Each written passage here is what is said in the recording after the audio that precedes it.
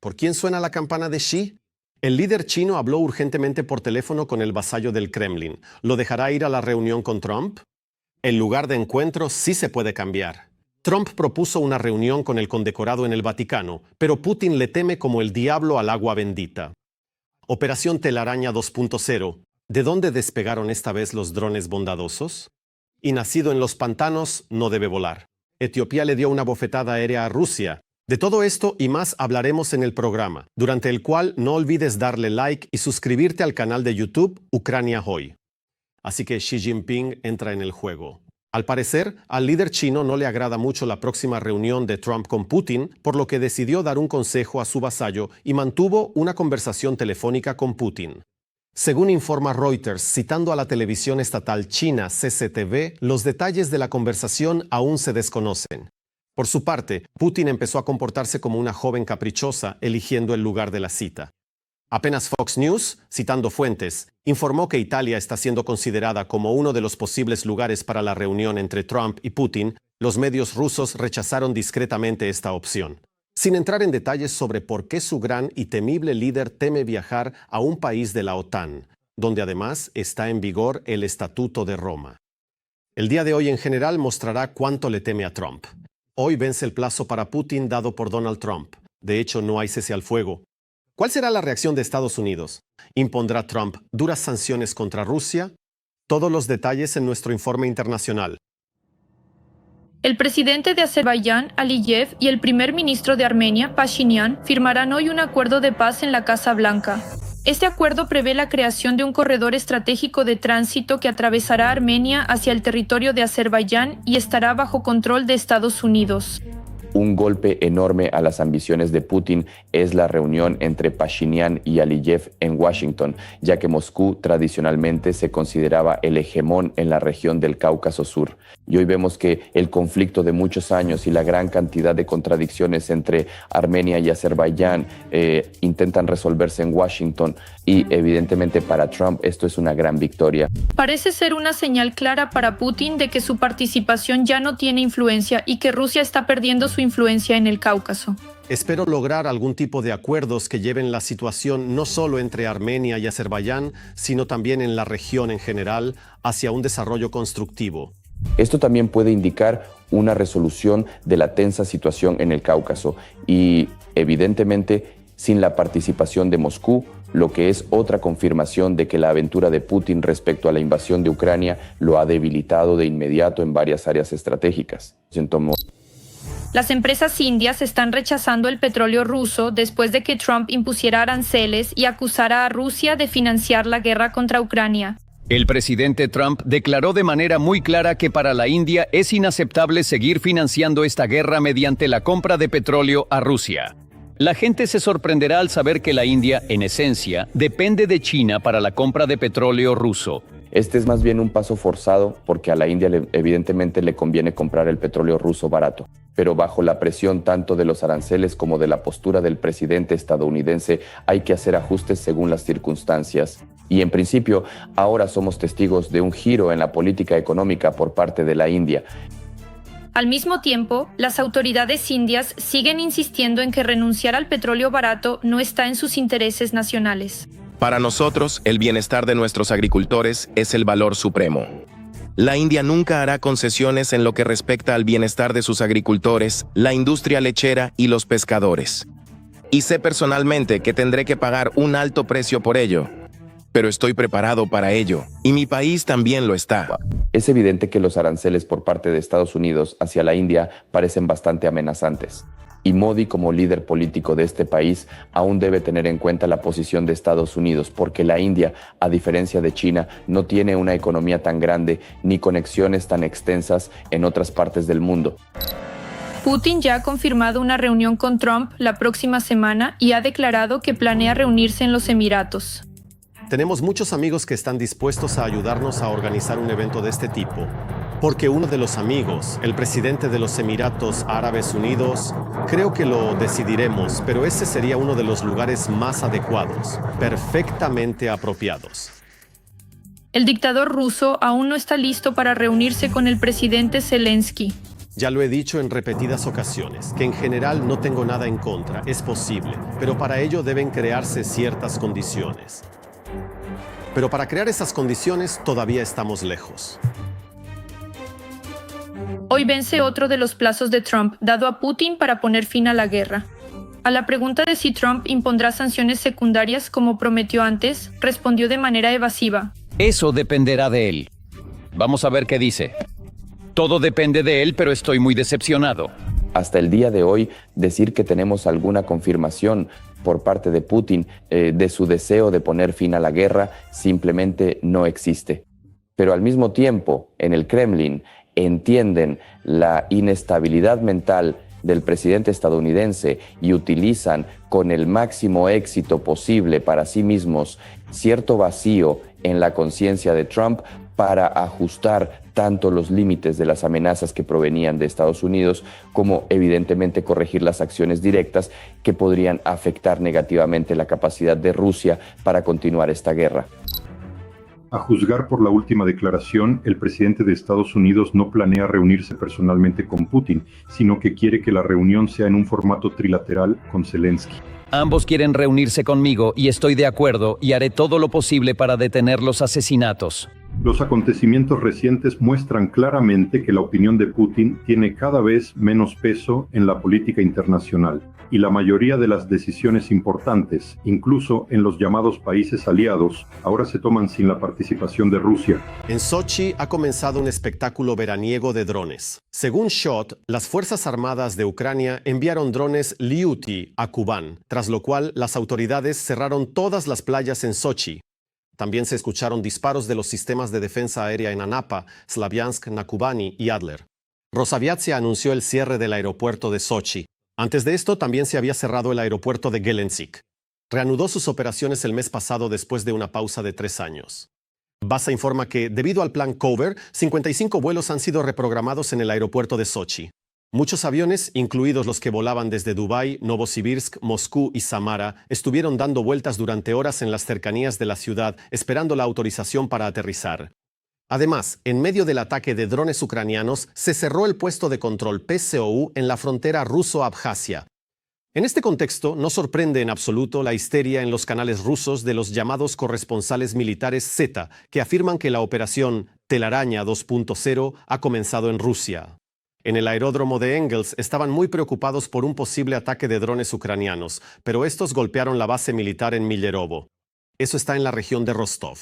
Mientras tanto, los guardias fronterizos ucranianos eliminaron a la infantería enemiga, destruyeron vehículos motorizados, automóviles y vehículos blindados en Donetsk. Todos los detalles en nuestro informe militar. La amenaza de las casas rodantes. No, esto no es la trama de otro éxito de taquilla, sino una nueva fobia de los rusos. En las redes circula información de que supuestamente, en la noche del 8 de agosto, se lanzaron drones y FPV desde un camión Toyota. Mientras los rusos intentaban averiguar qué eran esas casas encantadas, o mejor dicho, casas con drones, esos mismos drones causaban explosiones en instalaciones estratégicas de la Federación Rusa. Así, los drones llegaron de noche a Millerovo, en la región de Rostov. El objetivo probablemente era el aeródromo militar local.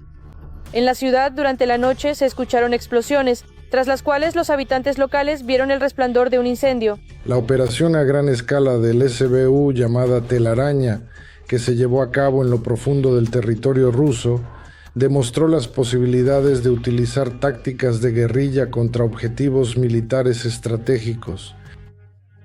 Esto representa una amenaza seria para los rusos porque no necesariamente tiene que ser una casa rodante. Ahora los rusos tienen esa asociación. Ahí va un tráiler, una casa rodante. Eso es la fuente de la amenaza. Los rusos afirman que su defensa antiaérea repelió todos los ataques. Pero los videos en internet, como se sabe, no arden. A diferencia de los tanques de gasolina que estaban en la base atacada de la GSMRT. Antes de lanzar un ataque contra Ucrania, los aviones deben despegar, aterrizar en Engels, cargar los misiles preparados aquí, abastecerse de combustible, despegar, volar hacia el Caspio y desde allí lanzar los misiles. Así que Engels sigue siendo de todos modos un punto clave para estos ataques masivos con misiles. Ha aparecido información sobre otra expulsión del grupo Wagner, esta vez de África, Rusia insiste en el cierre de las actividades de la empresa militar privada Wagner en la República Centroafricana y en su reemplazo por el cuerpo africano que está bajo el control del Ministerio de Defensa de la Federación Rusa. Así lo informa Associated Press citando fuentes. Además, Moscú supuestamente exige que los servicios de seguridad que proporciona sean pagados no con recursos naturales como antes, sino en efectivo. El grupo Wagner lleva a cabo las principales operaciones de combate contra los rebeldes y, de hecho, el gobierno local depende precisamente de las acciones del grupo Wagner. Además, quiero señalar que el grupo Wagner mantiene su presencia directamente en el territorio de la República de Bielorrusia, según diversas estimaciones entre 4 y 5,000 personas. El dictador ruso Vladimir Putin ha pasado de la ira a la benevolencia, o más bien, está creando esa apariencia para seguir engañando al presidente de Estados Unidos, Donald Trump. Con este objetivo, Putin incluso aceptó reunirse con Trump para hablar sobre la guerra en Ucrania. De hecho, al aumentar las apuestas, el dictador ruso entiende perfectamente que existen problemas colosales en la economía rusa. En el mes de julio, el déficit presupuestario aumentó en 1,2 billones de rublos. El enemigo no se las arregla, esto es muy propio del Kremlin. Así, gracias al engaño, los rusos lograron eludir las sanciones y comprar equipos a la empresa alemana Siemens para el fabricante estatal de explosivos. Es muy difícil, incluso en un mundo globalizado, impedir las compras para el complejo militar industrial de la Federación Rusa, que utiliza empresas intermediarias o, en su caso, países intermediarios. Es decir, a través de terceros países se adquieren tanto las materias primas como el equipo necesario para el complejo militar industrial de la Federación Rusa, cuando el consumidor final que se indica no es la parte rusa, sino, por ejemplo, una empresa en Pakistán, en China o en varios otros países de Oriente Medio y Cercano Oriente. En la noche del 8 de agosto, Rusia volvió a atacar a Ucrania desde el aire. El enemigo utilizó 108 medios de ataque aéreo. Las fuerzas de defensa antiaérea neutralizaron 82 objetivos, entre ellos 3 drones a reacción. No son drones nuevos, son versiones mejoradas de los antiguos mejorados, pero en realidad el nivel de peligro está aumentando. Miren, mientras el enemigo utilizaba principalmente los Shahed con motor de combustión interna a gasolina, estos volaban relativamente despacio, eran objetivos lentos. Por eso, los medios de contrarrestarlos eran más o menos los mismos.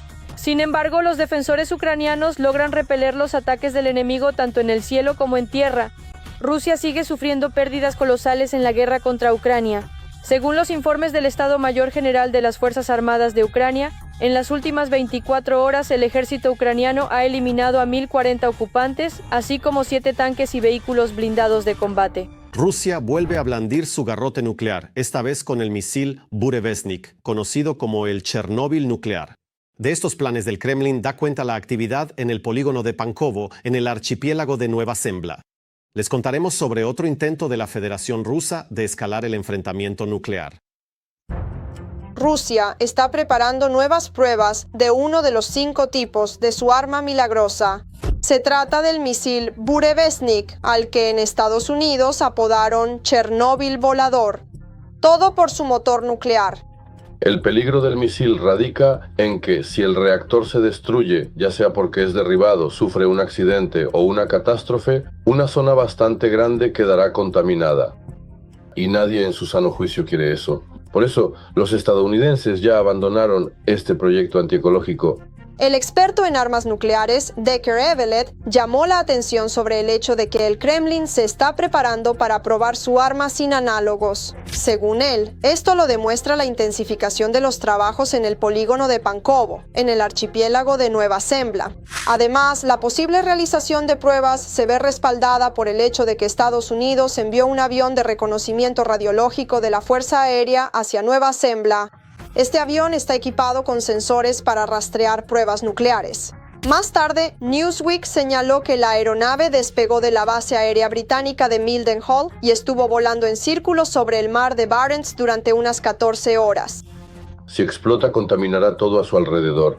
Por eso, en cuanto los rusos empiezan a decir que van a probar algo y empiezan a agitar activamente las alas por allí, inmediatamente algún avión estadounidense de reconocimiento o de medición de radiación se dirige a esa zona y comienza a sobrevolar el área para registrar todo lo que sucede.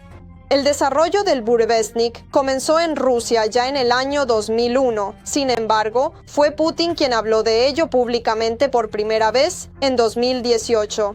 Lo hizo de manera grandilocuente. Afirmó que su alcance es ilimitado y que la trayectoria de vuelo puede ser impredecible. Durante este tiempo, Rusia probó el Burevestnik 13 veces y todos los intentos terminaron en fracaso, aunque uno de ellos sí se considera exitoso. En esa ocasión, la Wunderwaffe rusa logró volar hasta 35 kilómetros. De los 13 lanzamientos, todos fueron fallidos. Un lanzamiento, cuando el misil voló 35 kilómetros en 2 minutos, se considera el más exitoso, porque en ese momento lograron registrar todos los parámetros que querían obtener. También existe la suposición de que cuando ocurrió el gran accidente en Neonoxa, este accidente en el que murieron personas y hubo una gran liberación de radiación, estuvo relacionado, una de las versiones es que estuvo relacionado con este misil Burevestnik.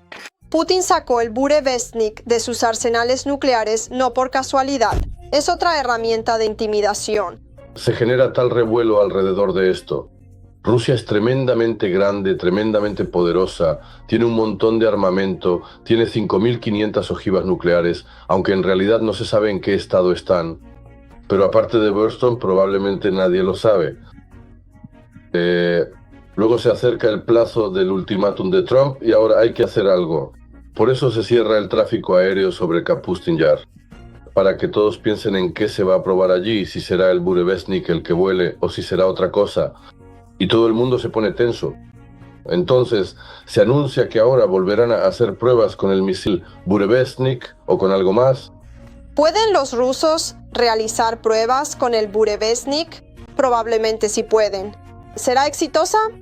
En Rusia dirán que sí, pero como muestra la estadística de pruebas anteriores, de este lanzamiento solo pueden salir perjudicados los propios rusos. Ni tecnología, ni fábricas, ni ingenieros. En Rusia, en medio año, solo lograron ensamblar un solo avión de pasajeros, a pesar de la exigencia de Putin de revivir la industria aeronáutica como en la época de la URSS. De los 15 aviones de pasajeros previstos para este año, los fabricantes rusos solo pudieron entregar uno a las aerolíneas, informa Reuters, citando datos de CH Aviation, un servicio suizo de datos y estadísticas de aviación. El año 2025 será legalmente el último año de vuelos para la mayoría de los aviones en la flota de las compañías rusas, afirma un experto en seguridad aérea que prefirió permanecer en el anonimato. Según él, el problema de la falta de repuestos afectará incluso a los superjet, en los que todos los componentes críticos, motores, aviónica, equipos eléctricos, tren de aterrizaje y sistemas de combustible, son de fabricación occidental. La Federación Rusa salió al mundo con la mano extendida, pero nadie parece tener prisa en arrendarle aviones. Y Etiopía, de hecho, le dio a Rusia una bofetada aérea. En julio, Moscú se dirigió a Ethiopian Airlines con la solicitud de proporcionar aviones occidentales en régimen de arrendamiento bajo matrícula etíope para vuelos dentro de la Federación Rusa. Bueno, eso es comprensible, porque los suyos ya se están desmoronando apenas despegan. Por esto, la Duma rusa incluso cambió la constitución. Sin embargo, los etíopes igualmente se negaron a proporcionar sus aviones en arrendamiento húmedo. Bueno, y tiene sentido. Si algo se desmorona tan bellamente como la industria de la aviación rusa, ¿para qué interferir? Los detalles de cómo Addis Abeba mandó a Moscú a dar un paseo, a continuación en el reportaje, durante el cual no olviden darle like a este episodio y suscribirse al canal de YouTube Ucrania Hoy. Nueva vergüenza para Putin. Las autoridades rusas pidieron aviones en alquiler a Etiopía, pero allí se negaron. Parto de la base de que vamos a seguir volando. Rusia está bajo sanciones de Estados Unidos y Ethiopian Airlines tiene sólidos vínculos operativos y comerciales con Estados Unidos. Trabajamos de acuerdo con la legislación internacional y no estamos dispuestos a violarla. Ethiopian Airlines está expandiendo actualmente sus operaciones y también necesita aviones adicionales. La conexión aérea con Etiopía fue establecida por Rusia en 2018, pero la proporción de vuelos es baja y los recursos de las aerolíneas etíopes claramente no son suficientes para resolver los problemas de la aviación rusa. Estas importantes rutas aéreas son de gran relevancia para el desarrollo del comercio internacional, el floreciente turismo y otras actividades económicas y culturales que los países africanos realizan en estrecha colaboración con la Federación Rusa. Especialmente ahora, en este momento crucial, cuando la Federación Rusa está trabajando de manera muy activa y con gran dedicación en el fortalecimiento de las relaciones diplomáticas y económicas entre Rusia y el continente africano. Rusia ya intentó cerrar acuerdos similares con Kirguistán, Uzbekistán, Kazajistán, Qatar y Kuwait, pero no funcionó. Al mismo tiempo, a la gente todavía le dicen que todo está bien y que pronto aparecerán cientos de aviones propios. Y nosotros planeamos producir más de 1.000 aviones para el año 2030, aviones propios. En este momento, una de las tareas más importantes, por supuesto, es la producción de aviones civiles. Esa es nuestra tarea principal. Si hablamos del EMD-21, más de 70 sistemas y conjuntos ya han sido fabricados por nosotros, rusos, sustituyendo importaciones. En el mes de agosto ya despegará un avión completamente sustituido por producción nacional. Acabo de estar en la fábrica de Irkutsk. Allí hay 14 fuselajes prácticamente listos y otros 9 están en la etapa final de ajuste. En cuanto al Superjet, el Superjet también ha sido completamente sustituido por producción nacional. Pero la cantidad de accidentes debido a la falta de piezas importadas solo sigue aumentando y cada vez más con resultado fatal. El año pasado el número de incidentes aumentó en un 30% en comparación con el anterior, pero las autoridades rusas intentan ocultar las estadísticas. Hoy, el avión Ufa-Omsk emitió una señal de emergencia. La aeronave se incendió durante el despegue. La víspera despegó Magadán y casi termina mal. Y a la gente le preocupa si esto es seguro. Resulta que hubo 670 incidentes en el año 23. Pero de inmediato aclaran y dicen, esto es un 1,3% menos que el año anterior. Cuando leo cosas así, sí, ¿qué significa que es un 1,3% menos? ¿Y el año pasado cómo fue? Está bien, pero estas fallas se han vuelto más graves. Es decir, si antes, por ejemplo, una falla de motor era un caso que ocurría, y no rara vez, ahora sucede muy a menudo. En un periodo de tiempo tan corto, me refiero, es una estadística oficial, alrededor de 2.000 repuestos vencidos. Es decir, si una pieza debe cambiarse, por ejemplo, después de 1.000 horas, pero la cambian después de 1.200 o 1.300 para ahorrar, entonces... Eso ya no es seguro. Eso ya no es seguro ahora. Por ejemplo, la reciente historia del accidente de un AN-24 de 60 años, cuyos pasajeros durante muchos meses antes grababan videos y escribían a la aerolínea sobre fallas durante los vuelos. Murieron 48 personas. Rescatistas del Ministerio de Emergencias de Rusia llegaron al lugar del accidente. Según la inspección preliminar, no hay sobrevivientes.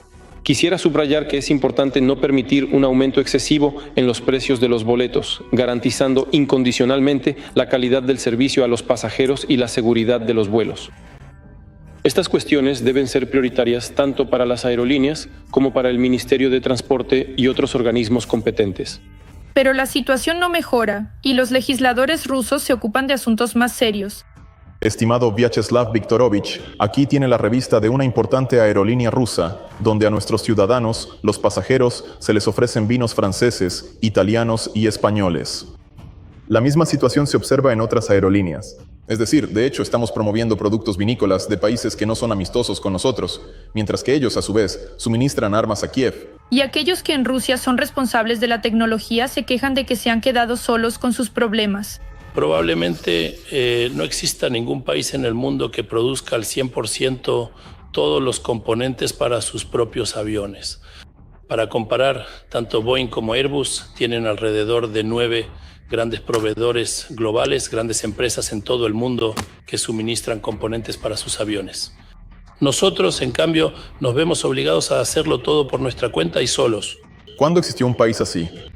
La Unión Soviética. Exacto, en la Unión Soviética era precisamente así. Solo que se olvidan de añadir que hay que ingeniárselas, mentir y exponer a diario a los propios ciudadanos al riesgo de muerte, solo porque a un viejo sanguinario, en vez de jubilarse, le apeteció un poco de acción.